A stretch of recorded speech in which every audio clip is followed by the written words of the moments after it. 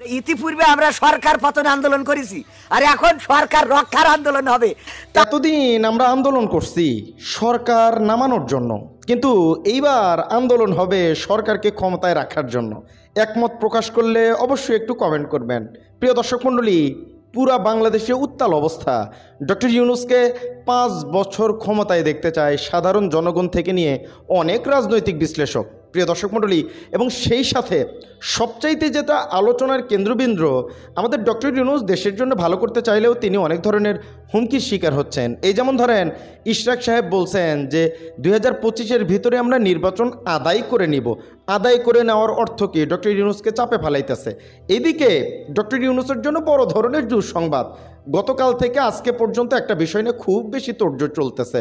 সেই বিষয়টা হচ্ছে ইসলামিক দলগুলো ঐক্যবদ্ধ হওয়ার একটা সম্ভাবনা ছিল, কিন্তু কালকে হেফাজত ইসলাম যে কাণ্ডটা ঘটাইছে, বাস্তব চিত্র আমরা বুঝতেছি না।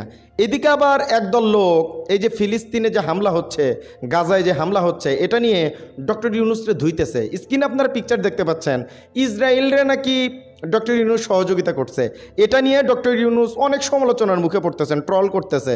সেইখানের কমেন্ট যদি আপনাদেরকে একটু দেখায়, কমেন্টগুলো লক্ষ্য করেন, এগুলো এডিট করা যায় ভাইয়া। এগুলো করে ডক্টর ইউনূসের মান সম্মান আপনি কমাইবেন, এটা করতে পারবেন না আর কি, বুঝছেন। এবং সেই সাথে প্রবাসী ভাই বোনদেরকে একটু সেলুট জানাতে চাই, ধন্যবাদ আপনাদেরকে। মার্চে $329 কোটি আপনারা অনুদান পাঠাইছেন, মানে রেভিনিউস পাঠাইছেন। আপনারা যোদ্ধা, আপনাদেরকে সেলুট। এই ধারাটা অব্যাহত রাখুন, ডক্টর ইউনূস যেন খুব ভালোভাবে চলতে পারে। চলেন বেশি কথা না বাড়িয়ে গুরুত্বপূর্ণ নিউজগুলো আপনাদেরকে কাভার করে শোনাচ্ছি।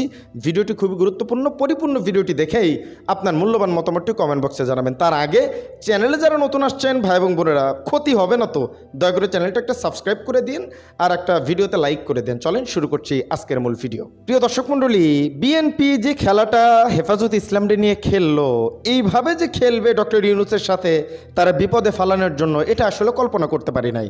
তারা শুরু থেকেই ঘোষণা দিয়ে আসছিল ঈদের পরে তারা মাঠে নামবে নির্বাচন আদায়ের লক্ষ্যে।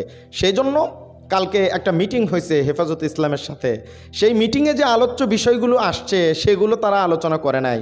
পিনাকি দাদা একটা পোস্ট করছিল, পোস্টটা বাস্তবসম্মত, একটু শোনাচ্ছি, তারপরে মূল কাহিনী আপনাদেরকে বলতেছি কেমনে বিপদে ফালাচ্ছে ডক্টর ইউনূস রে। দাদা লিখতেছেন, আমি প্রায় নিশ্চিত হেফাজতে আমির মুহিবুল্লাহ বাবুনগরী সাহেব এমন কোনো বক্তব্য দেননি। বক্তব্য মানে হেফাজত ইসলাম এবং বিএনপি মিলে তারা নাকি ডিসেম্বরের মধ্যে নির্বাচন চাইছে, এই বক্তব্য হেফাজত ইসলাম দেয় নাই, এটা দাদার বক্তব্য। বর্তমানে হেফাজতে কেন্দ্রীয় নিয়ন্ত্রণ অনেকটাই বিশৃঙ্খল অবস্থায় রয়েছে। হেফাজতের আমির মুহিবুল্লাহ বাবুনগরী সাহেবও তার পূর্বসূরি আল্লামা শফি রহমতুল্লাহ আলাইহির মতো অত্যন্ত বয়োবৃদ্ধ।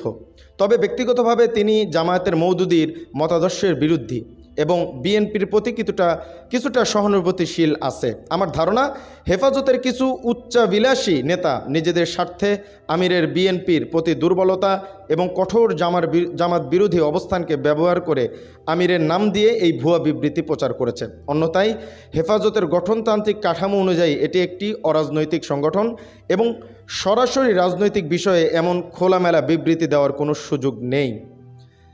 বুঝছেন আমার দাদা কি বলছে? পিনাকি দাদা একদম রাইট কথা বলছে। এইবার যেটা প্রকাশ করছে হেফাজত ইসলাম, কোনো রাজনৈতিক দলের সঙ্গে জোটে যাওয়ার প্রশ্নই আসে না হেফাজত ইসলামের। এবং সেই সাথে আরও বলছেন, বিএনপির একতরফা বক্তব্যে নারাজ হেফাজত ইসলাম।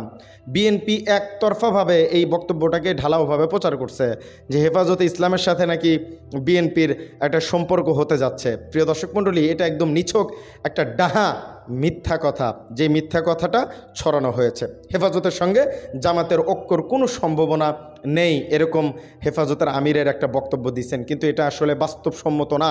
আমরা সবাই আশা করে আছি ইসলামিক দলগুলো একসাথে হয়ে তারা কাজ করবে, কিন্তু এই জায়গায় বিএনপি খেলাটা খেলে দিছে। ডক্টর ইউনূস যেখানে নির্বাচন, সব দল যদি নির্বাচন চায় তাহলে তো সরকার বিপাকে পড়ে যাবে। এই জন্য এটা একটা খেলা, বুঝছেন। জনগণ যে নির্বাচন চায় না এটা তো আপনি আমি ভালো করে সবাই জানি। এদিকে আরও একটা নিউজ আপনাদেরকে দিই, রাজধানীতে আওয়ামী লীগের ঝটিকা মিছিল হয়েছে, আপনারা সম্ভবত দেখছেন। এখানে স্ক্রিনে যাদেরকে দেখতে পাচ্ছেন, এই ভাইগুলোকে পুলিশ প্রশাসনের ভাইরা কি করে, সার্জিস নাহিদ এরা কি করে, এদেরকে চিহ্নিত করতে পারে না। আইন প্রশাসন কি দেশের হারায় গেছে নাকি, কিছু বুঝতেছি না। এবং সেই সাথে সবচাইতে দুঃখের যে বিষয়, গাজায় মুসলমান ভাইরা সবাই দেশ ত্যাগ করতেছে ধীরে ধীরে। সেখানকার অবস্থা আপনারা সবাই জানেন, ভিডিও চিত্র আপনারা সবাই দেখছেন। 57টি মুসলিম রাষ্ট্রের প্রেসিডেন্টকে আপনারা স্ক্রিনে দেখতে পাচ্ছেন। এগুলো হচ্ছে আবুহিন ওবায়দের মতো মুনাফিক।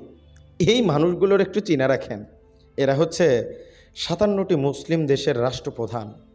এদের কোনো নাই, স্টেট নাই, কিন্তু সার্জিস আলম ভাই একটা স্টেট দিছেন। এটা দেওয়ার পর আমার একটু মনটা খুশি হয়ে গেছে আর কি, ভাল লাগছে।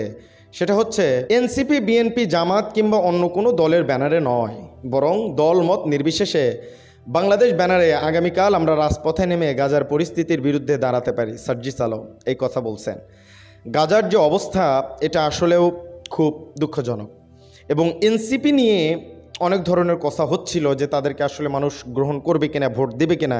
এদিকে বিএনপি একটা নতুন খেলা খেলতেছে। এখন বাকি জনগণ কি মনে করে স্ক্রিনে দেখতে পাচ্ছেন, ক্লিন ইমেজের প্রার্থী খুঁজছে বিএনপি। এত এত লোক ক্লিন মানুষ, আসলে ক্লিন মানুষ আনতে গেলে বিএনপির বাইরে থেকে আনতে হবে, কারণ তারা এমনি অনেক ক্ষুধার্ত। এদেরকে দিয়ে যদি আপনি চালাইতে চান তাহলে খুব একটা ক্লিন মানুষ পাওয়া কঠিন। এটা কি বিএনপি পারবে কিনা একটু কমেন্ট করে জানান। এবং সেই সাথে ইসরায়েল বিরোধী বিক্ষোভ করায় বাংলাদেশি শিক্ষার্থীদের ভিসা বাতিল করল যুক্তরাষ্ট্র। এটা নিয়ে অনেক লাফালাফি করতেছে ডক্টর ইউনূসের বিরুদ্ধে। এবার নোবেল ধুয়ে পানি খাও ভাই রে ভাই, হবে তো। যুক্তরাষ্ট্র তো শুধু এক দেশের সাথে এরকম করতেছে, এখানে বাংলাদেশকেই টার্গেট করে এরকম, বিষয়টা তো এরকম না। সে পুরো পৃথিবীরে কাঁপায় দিতেছে। ইলন মাস্ক, মার্ক জুকারবার্গ, ফেসবুকের প্রতিষ্ঠাতা, জেফ বেজোস, অ্যামাজনের মালিক, সবারই শুল্ক পরিস্থিতিতে সবাই কান্দে উঠে গেছে। মিলিয়ন মিলিয়ন ডলার তাদের ধস নামতেছে। এটা কি শুধু বাংলাদেশের সাথে, শুধু বাংলাদেশ উল্লেখ করে ধরছে, আন্দোলন করছে, তাদের জিহাদি তামান্না ভিতরে আছে, অবশ্যই করছে, এটা করতে পারে। শাস্তি তারা মাথা পেতে নেবে। মুসলমানরা কি এগুলো ভয় পায়? ভয় পায় না তো। তো এইটা এরকমভাবে এছাড়া চুরির মামলায় নিষ্পত্তি হওয়ার পরেও আরেক বাংলাদেশিকে শিক্ষার্থীকে গ্রেফতার করা হয়েছে। চুরির মামলা হলে তো অবশ্যই এটা নিয়ে কাজ হবে। আচ্ছা, এবার একটা গুরুত্বপূর্ণ বার্তা আপনাদেরকে দিতে চাই আর কি। সেটা হচ্ছে